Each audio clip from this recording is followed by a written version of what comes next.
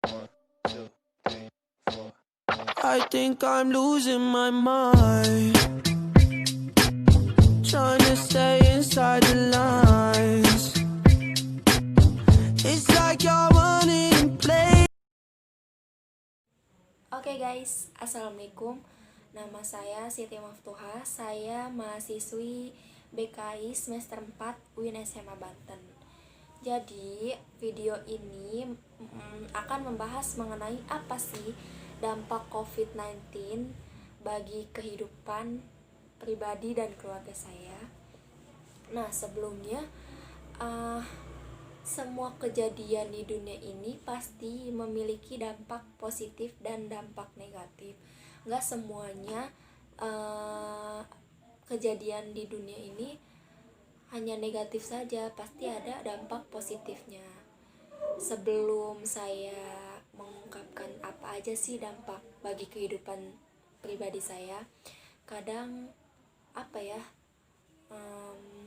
kadang kita nih sebagai manusia nih, kalau misalkan dikasih ujian gitu, dikasih cobaan, kayak langsung ngeluh gitu kan, ya Allah kenapa sih gitu, kenapa sih kita dikasih ujian.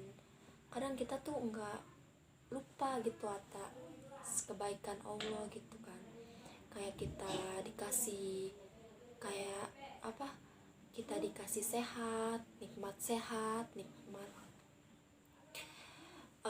bisa bernafas gitu kan. Kadang kita tuh lupa akan hal-hal seperti itu gitu.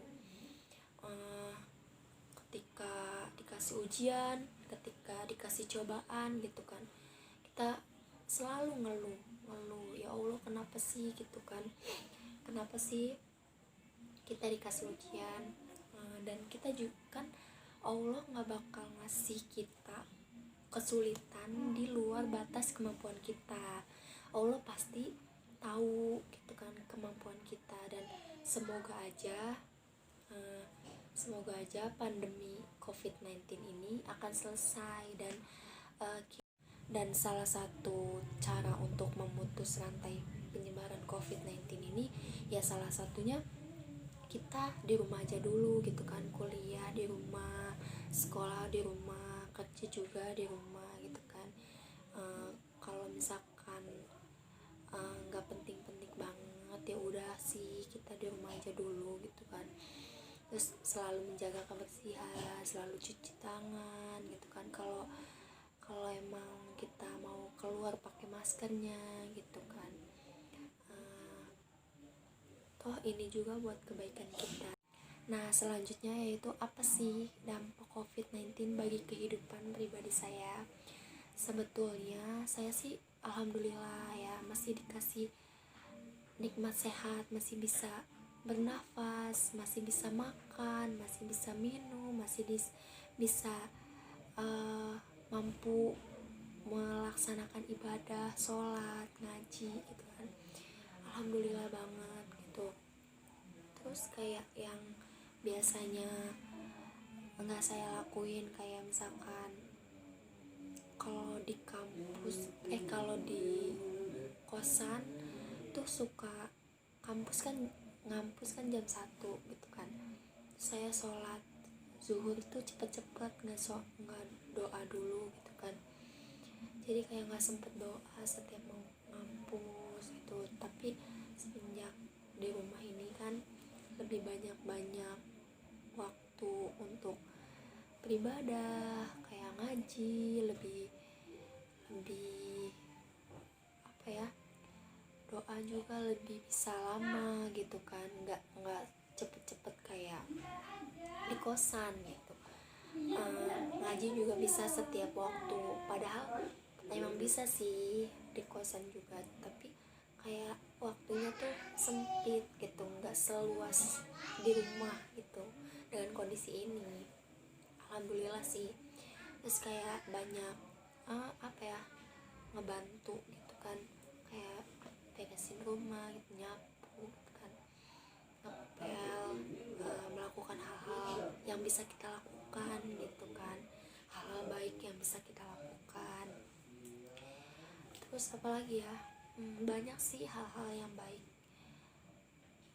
Masih alhamdulillah lah gitu kan, masih dikasih sehat, nikmat sehat walafiat gitu. Kalau dampak negatifnya sih ya cuman dengan kita belajar online pasti banyak banget mahasiswa yang ngeluh kuota gitu kan, kuotanya kudu banyak gitu.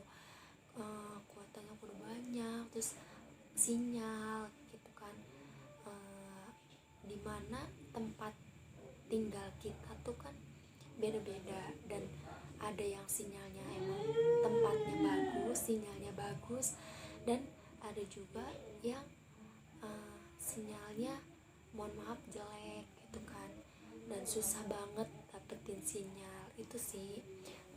Terus kayak kalau misalkan kalau kita kuliah, kita dikasih uang jajan bulanan atau mingguan, dan selama COVID-19 ini jujur sih jajan juga nggak pernah dikasih gitu kan, paling kalau minta gitu.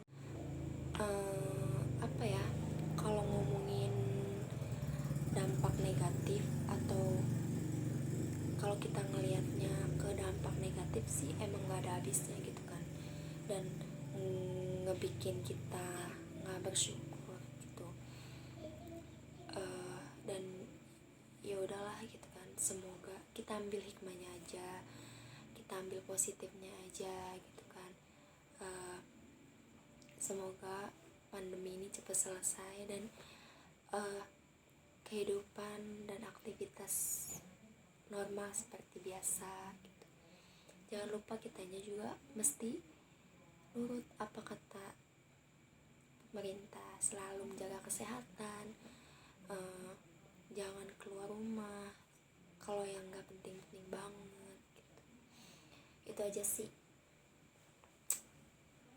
tetap jaga kesehatan dan selalu minum vitamin. Oke. Dan kalau misalkan kitanya selalu menjaga kebersihan gitu kan, lingkungan kitanya sehat, kitanya juga sehat gitu kan, insya Allah COVID-19 ini bakal hilang gitu, dan nggak ada lagi yang kena COVID-19 ini. Nah, semenjak ada COVID-19 ini kan pasti ada dampak positif sama negatifnya. Nah, dampak positifnya itu apa sih? Dampak positifnya, kalau bagi saya sih lebih banyak waktu di rumah, yang biasanya jarang di rumah karena ngekos gitu. Pulang juga seminggu sekali. Iya, terus lebih sering ngebantu orang tua kayak beres-beres rumah, cuci piring, bantuin masak. Iya, lebih tahu masak, lebih bisa merawat diri, terus lebih sering ngejaga kebersihan, kayak sesering mungkin cuci tangan, habis apa, ya lebih tahu tentang info-info kesehatan gara-gara corona ini. Terus biasanya kan make up boros, biasa cewek, kalau kuliah pasti make up, tapi kalau di rumah aja karena nggak kemana-mana jadi lebih iri sama make up. Nggak usah pakai make up gitu. Iya. Semenjak corona ini lebih sering kayak olahraga, jogging gitu ya, supaya sehat. Iya, lebih sering berjemur kalau pagi. Terus lebih banyak memperbanyak ibadah, kayak lebih fokus waktu ibadahnya, kayak ngaji kan, karena kemarin bulan puasa lebih dibanyakin kayak ngaji gitu tuh, sholat sunnah. Terus lebih banyak waktu sama keluarga lah, kayak lebih sering kumpul gara-gara corona ini. Semenjak corona ini pokoknya banyak memberi pelajaran, kayak lebih segala sesuatu itu nggak boleh berlebihan, kayak hargai waktu dan lebih menjaga kesehatan gitu. Udah sih segitu aja menurut saya. Nah, tadi kan udah tahu dampak positifnya, selanjutnya pasti ada dampak negatifnya kan. Dampak negatifnya tuh apa sih? Dampak negatifnya bagi saya, semenjak corona ini banyak pegawai yang di PHK, salah satunya keluarga saya, sehingga berdampak bagi perekonomian keluarga saya. Kayak uang jajan saya berkurang. Terus kan UKT kuliah tetap berjalan, harus dibayar, tapi kita kan nggak menggunakan fasilitas kampus, ya kan. Terus yang kedua itu ada kuliah daring, sinyal kadang ada kadang nggak ada, karena rumah saya di pelosok ya, jadi nyari sinyal susah, sehingga saya harus pindah ke rumah tetangga. ya untuk mencari Mendapatkan sinyal. sinyal. Ya persiapan kuota kan harus banyak Iya. juga, sehingga tetapi kan karena pegawai banyak yang di PHK termasuk keluarga saya, jadi saya susah mendapat uang jajan, sehingga kuota jarang ada, jarang nggak ada. Jadi saya suka ketinggalan juga kuliah karena nggak ada kuota. Iya. Terus kadang dosen ngejelasin kurang dimengerti kalau secara online, beda Nggak dengan kayak tatap tatap muka muka. langsung. Ya itu kan cepet adalah sedikit mah gitu yang dimengerti. Iya. gitu tuh. Terus biasanya kalau kuliah kan suka main sama teman-teman, suka kumpul, ya ngobrol juga kan. Kalau kuliah itu sering ketemu teman gitu tuh. Terus kalau Semenjak ini iya COVID jarang ketemu teman. ya nggak boleh kemana-mana. Iya kan harus PSBB. Terus kadang jauh juga kalau harus ke rumah teman gitu tuh. Iya. Ya karena PSBB kan nggak boleh kan kemana-mana, kita harus matuin pemerintah mau nggak Iya. mau itu. Terus kadang malas belajar kalau di rumah, nggak kayak di kampus gitu kan. Di kampus kan pasti ada aja salah satu teman yang lagi belajar, sehingga kan kayak pengaruh buat kita, Iya. buat semangat kita gitu buat belajar terus gitu. Jadi itu aja sih dampak positif dan negatifnya menurut saya. Oke, udah. Jadi intinya lebih banyak positifnya ya. Kita ambil hikmahnya aja gitu dengan kejadian ini. Lebih banyak positifnya. Kita ambil positifnya aja. Semoga pandemi ini cepat selesai dan kembali hidup normal kayak biasanya, aktivitas kayak biasanya. Makasih ya Linda yang udah menjelaskan dan mengungkapkan apa aja sih dampak positif sama negatifnya. Oke, sekian. Wassalamualaikum.